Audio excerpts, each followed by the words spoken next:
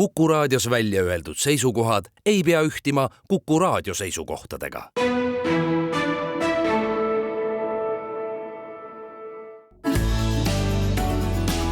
Keskpäevatund. Ei ole kellelgi nii uhket ülikonda, ei ole seadina taldadega kingi. Nad sinust maha peavad jääma superranda, kui sina vee all asjalikult kõnnid ringi. Sa vee all rahus oma päevatööd saad teha, ei sõber telefoni teel sind tülita, et lisaraskus liialt rõhub sinu keha, siis pinsile saad varem nagu oletan. Vaga vesi, süüga põhi. Kas tunned alati end nagu kalaveessa, ei tundu ohutuna mulle sinu koht. Seal pole millegagi täita oma lõõtsa, kui juhtub midagi ja otsa lõpeb. Vaga vesi, süüga põhi. Sa vee all rahus oma päevatööd saad teha, see pole sina, kes peab masti ronima. Ehk vee alt välja tulla hoopiski ei taha, sest pinnapealsed asjad sind ei huvita. Vaga vesi, süüga põhi. Ka tänu sinule on vee peal mitmed taeva, tean tänu sinule on mere põhjakaart. Ma usun mehed, et teil tasub näha vaeva, ka vee alt otsida meil tuleb oma saar. Vaga vesi, süüga põhi. Vaga vesi, süüga põhi. Vaga vesi, süüga põhi. Come sta Taliman, Talimi banana. Uudiseid koduvabariigist. Tere, siin Kuku Raadio ja Keskpäevatund. Tallinna stuudios Viktoria Ladõnskaja-Kubits ja Ainar Ruussar ja Priit Hõbemägi ja meie kõigi poolt head uut aastat, kallid kuulajad. Alustame seda uue aasta esimest saadet.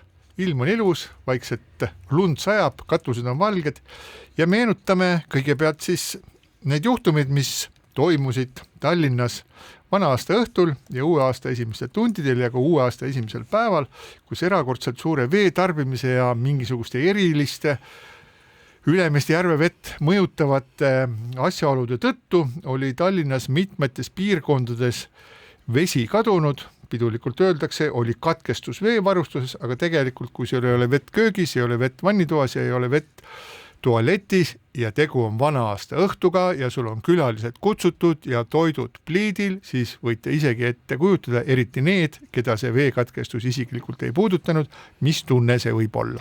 No vot, kriisivalmidusest räägiti terve eelmise aasta, olge kriisideks valmis, palju õnne, esimene õppus. No tegelikult siis, kui mina sain sellest informatsioonist teada SMS-i kaudu ja õnneks meil vesi küll oli, aga minu sugulastel ei olnud ja siis nad kirjutasid mulle, et mis toimub, et kuidas siis üldse on võimalik, et jälle Lasnamäe alguses ja Pirita siis selle järgi.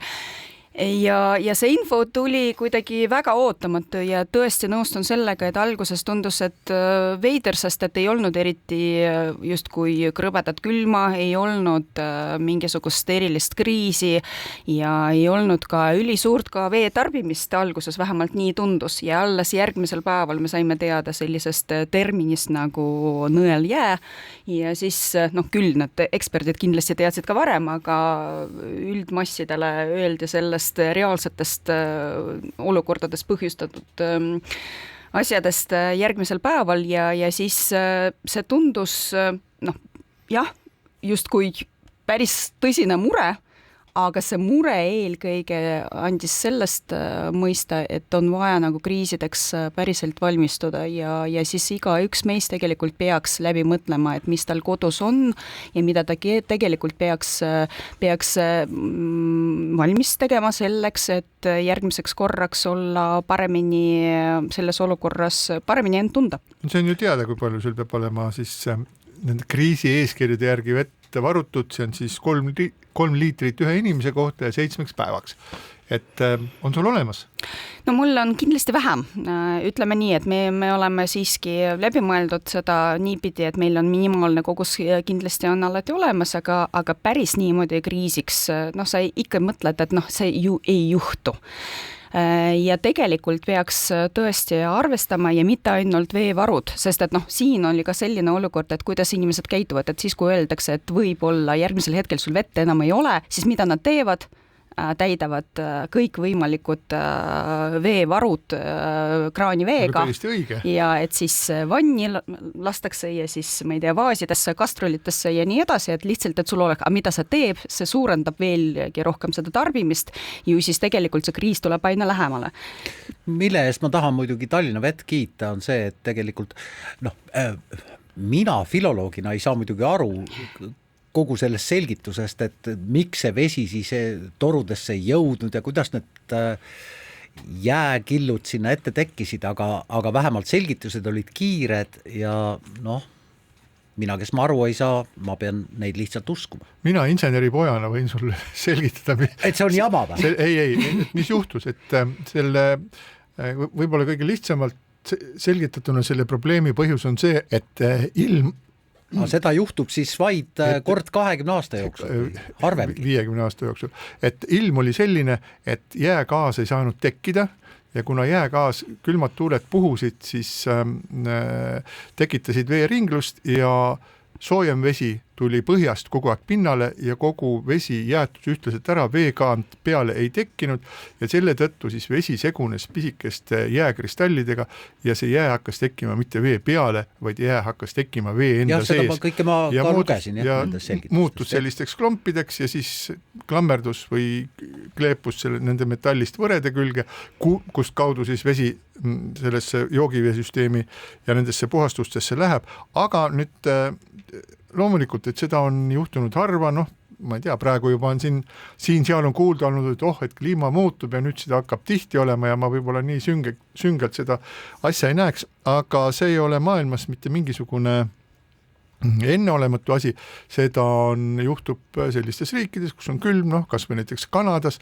ja siis tehakse mitmesuguseid erinevaid vahendeid selle jaoks, kas soojendatakse neid võresid, kus vesi läheb siis veepuhastusjaama, kas siis metallvõred siis vahetatakse teisest materjalist võrede vastu või kaetakse kummiga, mille külge siis jää ei kleepu nii-öelda.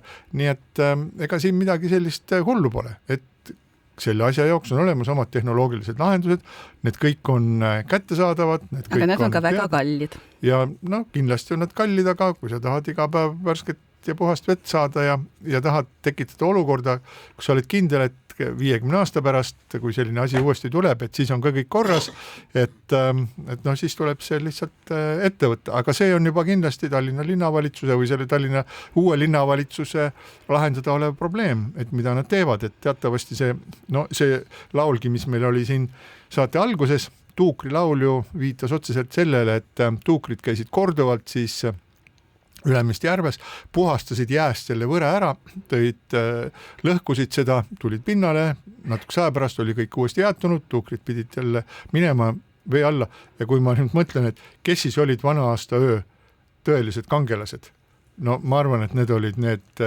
tuukrid, kes pidid seal jäises vees seda niinimetatud nõeljääd nende võrede küljest lahti rebima ja korduvalt sinna vee alla minema. Aga kes on, ütleme nii, mitte kaotajad, selle olukorra kaotajad, aga kindlasti on küsimärgi all, on need samad poliitikud, kes justkui peavad vastutama ka kommunaalsete asjade eest ja me nägime pildis Tiit Teriku, kes küll kommunikeeris ja rääkis siis põhjustest ja kuidas siis proovitakse järgmine kord vältida samasugust olukorda, aga põhimõtteliselt ütleme nii, et linnapead pildis ei olnud.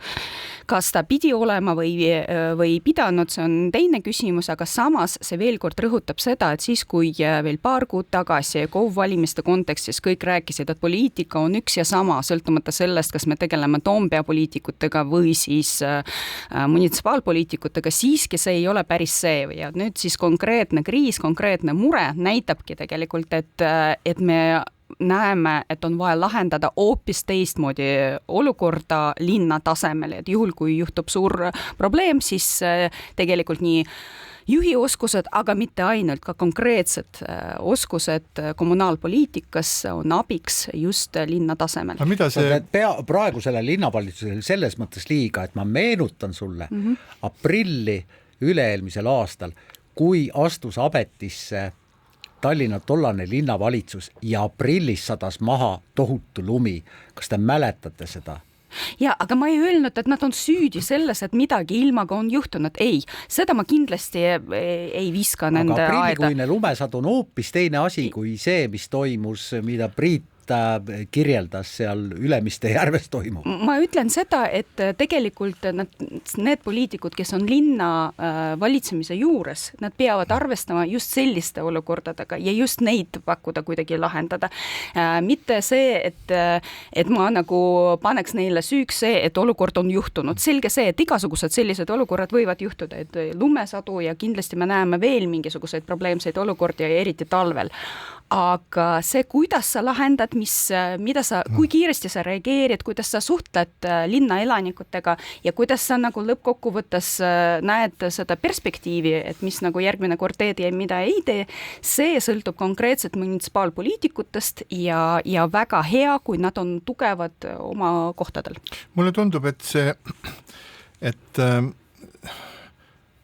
probleem jaguneb nagu tegelikult kahte ossa. Üks on siis nagu see tehnoloogiline pool, et kuidas sellega tegeleti, ma saan aru, et sellega tegeleti kiiresti, saadi aru, mis on siis selle põhjus, oli tuukrid, need laskusid vee alla, suurendati või vähendati seal mingisugust veevoolu, mis iganes tehti, et vähemasti nende selgituste põhjal paistab, et see tehnoloogiliselt oldi teadlikud, mida tehti ja miks tehti. Teine küsimus on siis see teavitus, et kuna mina ei olnud selles piirkonnas, mis oli veekatkestusest mõjutatud, siis ma ei saanud ka ühtegi mingisugust teadet selle kohta. Sina ütlesid, et sa said SMS-i.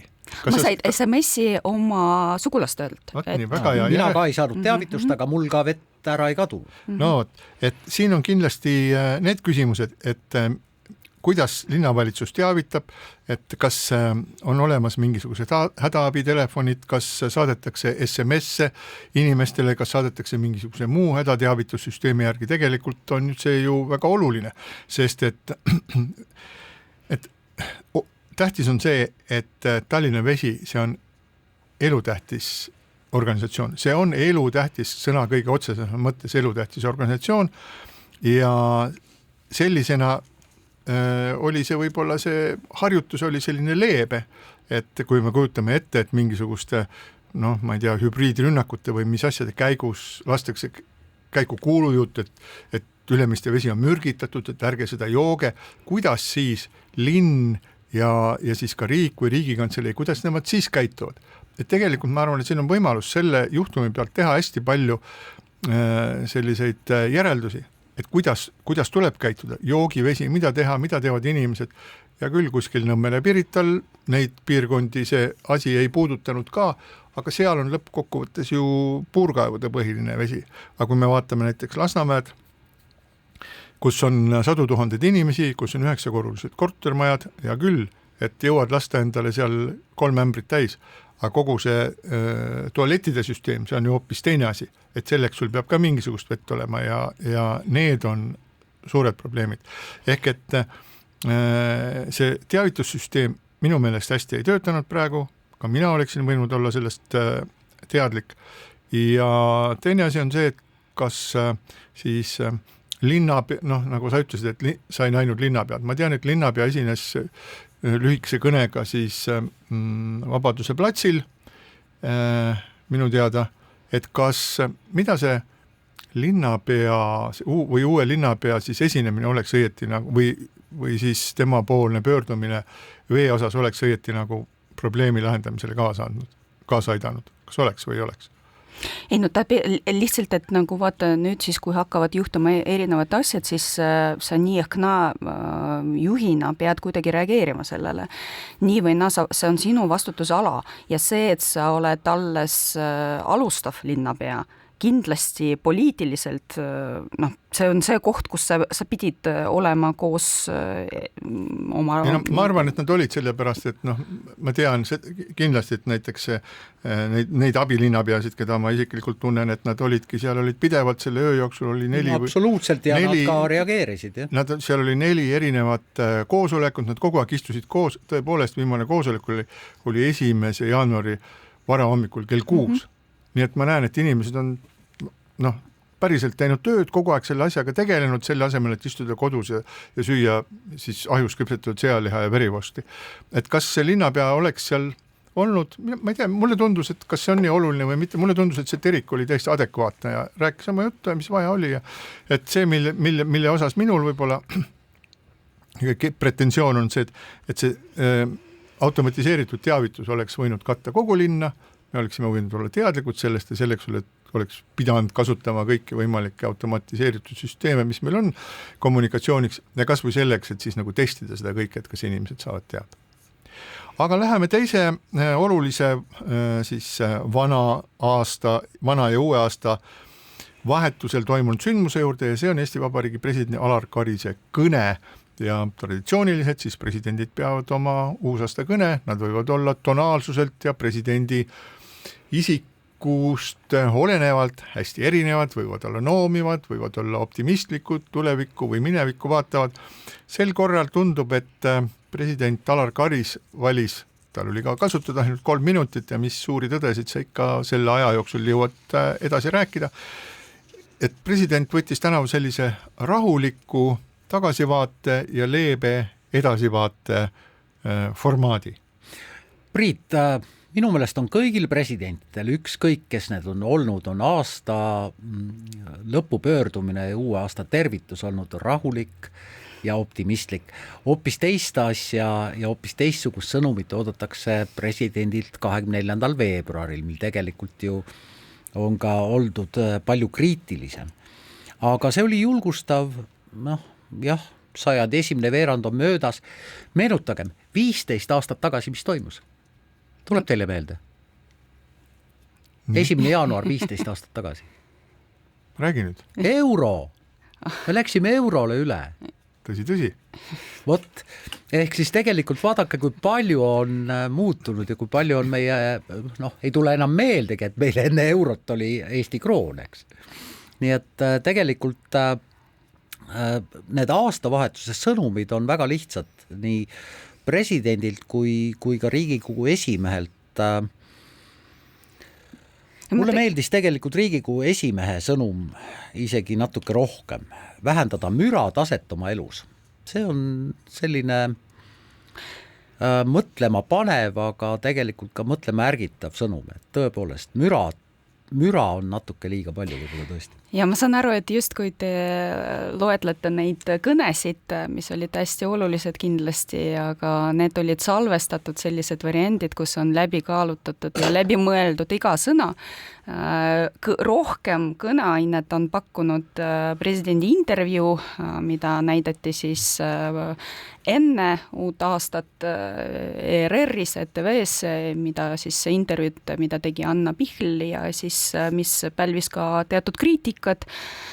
Väidetavalt sellepärast, et president justkui ei olnud korrektne oma sõnastuses ja justkui, ma veel kord kordan justkui, sellepärast, et ma ei ole sellega päris nõus, solvanud need selliseid perekondi, kus on üks vanem ainult ja siis sellest tuli ka natukene, ma ei saa päris laviiniks seda nimetada, aga siiski teatud hulk artikleid, mis kõik kajastasid, kuivõrd ja kui palju haiget on teinud president oma sõnavõtus.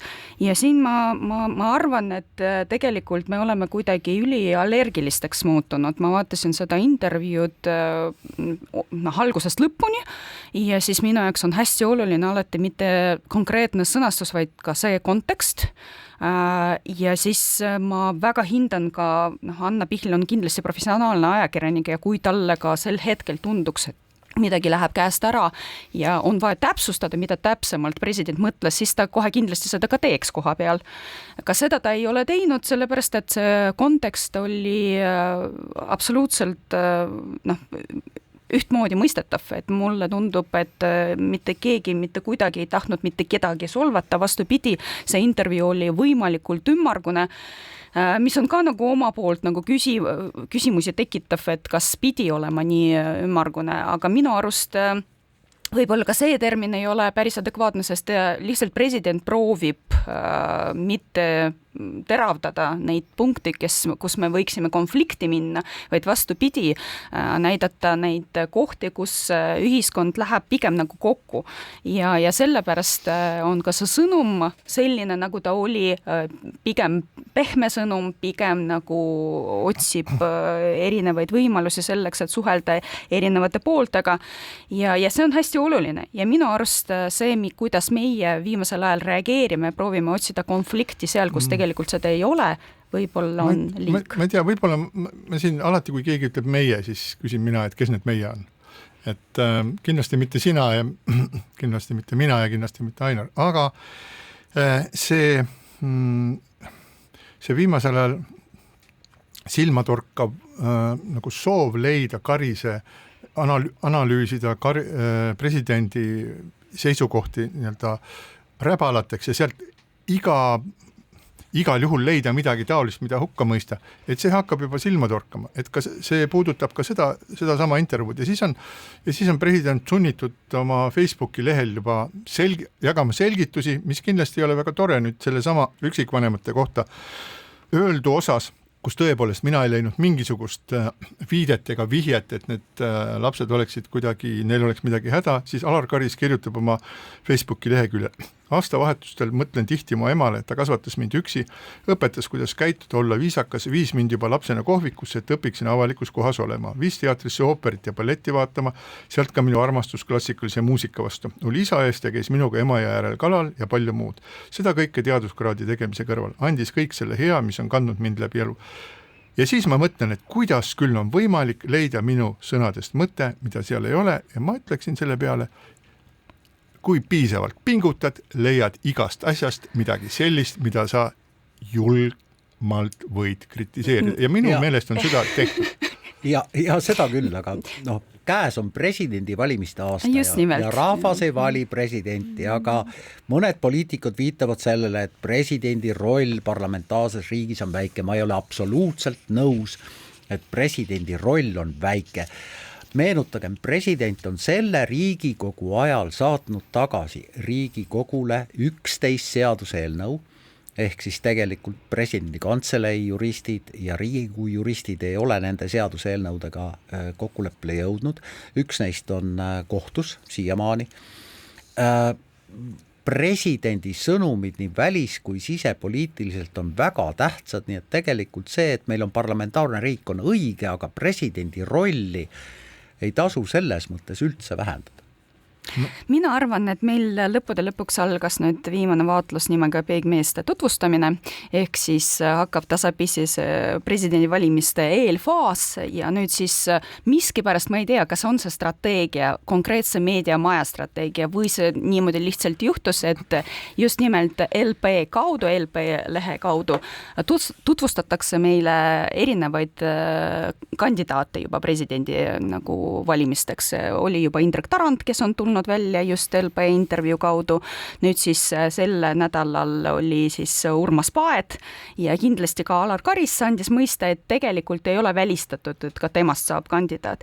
Ja see oli küll väga ettevaatlik. Ettevaatlik aga ikka, selles mõttes, et peaaegu, et ütleme nii, et umbes aasta on veel aega, aktiivseks kampaaniaks läheb ilmselt suve kuskil keskel, nii palju kui mina suudan seda olukorda nagu mõtestada. Ma arvan, et me veel näeme erinevaid intriige, aga kindlasti ka see kriitika, mis on nüüd tulnud viimasel ajal presidendi suunas, ma arvan, et see on seotud sellega, et meil tuleb tormiline valimiste aasta, kus on omaette eripära, sellepärast, et kui ma eelmises oma jutus rääkisin, et mis on nagu see munitsipaalpoliitika ja siis Toompea poliitika eripära, sest siin on absoluutselt teine tase, sest et kui erakonnad mõtlevad läbi oma valimiskampaaniad, siis tavaliselt nad mõtlevad, kuidas eristuda, kuidas nagu pakkuda midagi teistmoodi. See on õige, aga presidendi puhul vastupidi. Lihtsalt sulle üks küsimus. Milline kampaania? Eesti Vabariigi seadusandlus ei ole mitte mingisugust presidendivalimiste kampaaniat. Pole kunagi olnud ega ole ka praegu.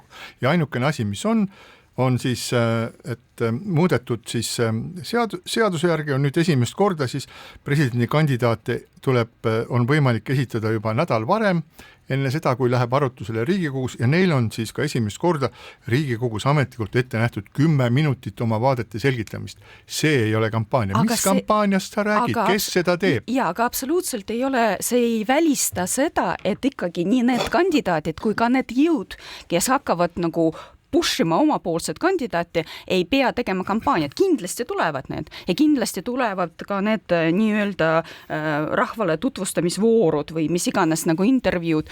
Et see, et seadusandlus näeb üht, see veel absoluutselt ei takista teha teist.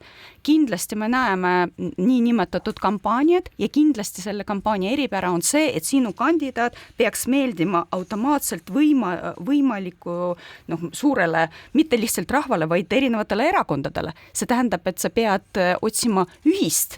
Ja see ongi see eripära, mis on poliitikute jaoks eriti keeruline. Ja üks juriidiline probleem on veel, et juhul kui Riigikogus ära ei valita presidenti, siis läheb ta valimiskogusse, mis koosneb siis kohalike omavalitsuste esindajatest. Ja siin on ka vaja lahendada küsimus, sest et vahepeal on olnud haldusreform. Ja see nii-öelda valija meeste esindus ei vasta tegelikult sellele tänasele haldusreformi. Ja on olnud ka kohalike omavalitsuse valimised, mis on siis oluliselt muutnud erakondade nii-öelda esindatust või erakondade jõuõlga kohalikes võimuorganites, erinevalt siis nagu eelmistest valimistest.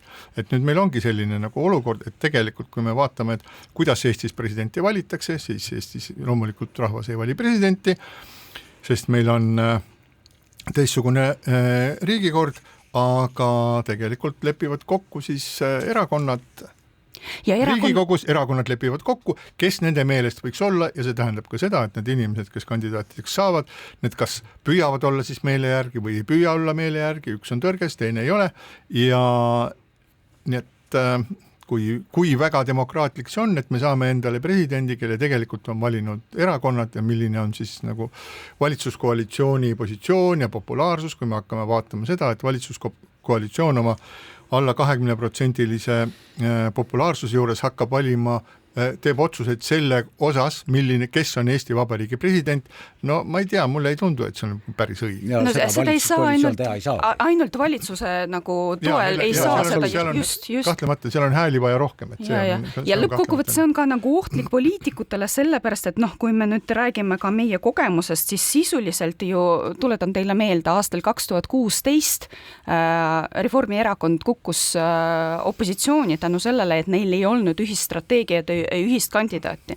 Nii et seda valimiskampaaniat, ikkagi nimetame seda nagu päriselt kampaaniat, poliitikud tavaliselt kardavad, sellepärast, et siin on midagi, mis on nende loogika vastane, nad peavad otsima midagi ühist. Ja selle teema lõpetuseks ma ütleksin seda, et seda kampaaniat ei tee mitte poliitikut, vaid selle kampaaniat hakkab tegema meedia. Ja siinkohal väike paus.